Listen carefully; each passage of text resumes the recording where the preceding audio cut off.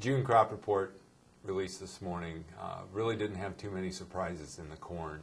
In fact, the categories were largely left unchanged.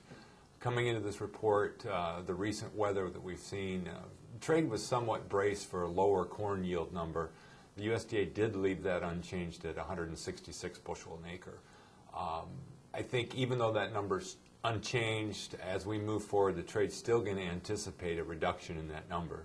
But for today, the only changes we saw in corn on the old crop side were some internal numbers. They decreased our corn export forecast 50 million bushels down to 1650. At the same time, they increased corn used in ethanol production 50 million. So the two basically washed each other out, and we left the carryout unchanged at 851 million bushel. Heading into this report, the trade was well aware that in each of the reports since October, the trade guess has been below the USDA figure for old crop carry-in stocks, and that was the case again today. The trade guess was for an 828 million bushel carry-out, and we were unchanged at 851. On the new crop, we had 166 bushel corn yield. That continues to be a record ever used in a USDA report. The previous highest monthly estimate was back in August of 2010 at 165. So that 166 yield is still in question with the weather we've had recently. Certainly it's time for that to improve, but a lot of uncertainty remains with that. On the new crop balance table, we were unchanged there as well at 1881 carryout, and they absolutely changed nothing there. The demand numbers were left unchanged from what we had in the last report. On the soybean side of things, there were some minor corrections, again expected by the trade. The USDA in this report increased our old crop crush and our old crop export number, again as expected largely, by 35 million bushels combined. And that's allowed our carryout to go from 210 million bushels down to 175. That represents a 5.7 stocks-to-use ratio, one of the tightest ratios we've seen, and certainly justifies, in our expectation anyway, some of the price levels that we've seen in here.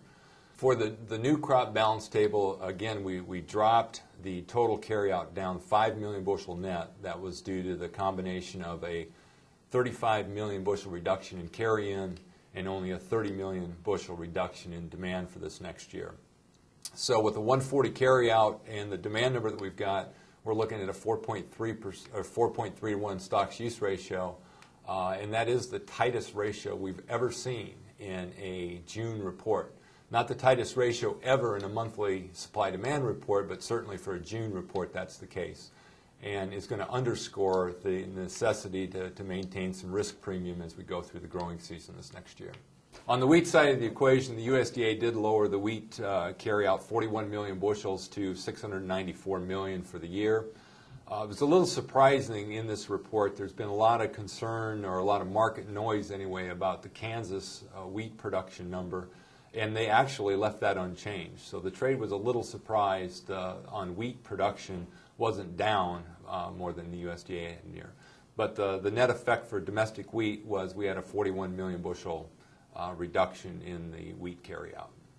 The next major USDA report is going to be our stocks and all position report at the end of this month.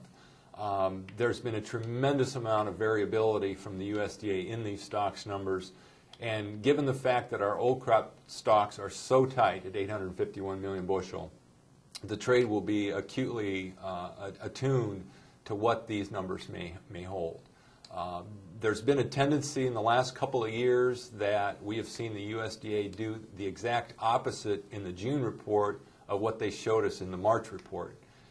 So there is some concern that going back looking at March, the USDA found 140-some million bushels of corn above what the trade was expecting. The anxiety is that we come into this report and perhaps the USDA will lose those bushels and tighten the balance sheet perhaps further than it is today. As well as the stocks report, at the end of this month, the USDA will resurvey producers, which the data is being collected as we speak for the acreage estimates. And again, from an acreage perspective, I don't know that the trade's expecting a lot of changes. that's the nature of a surprise, I guess. We'll wait and see.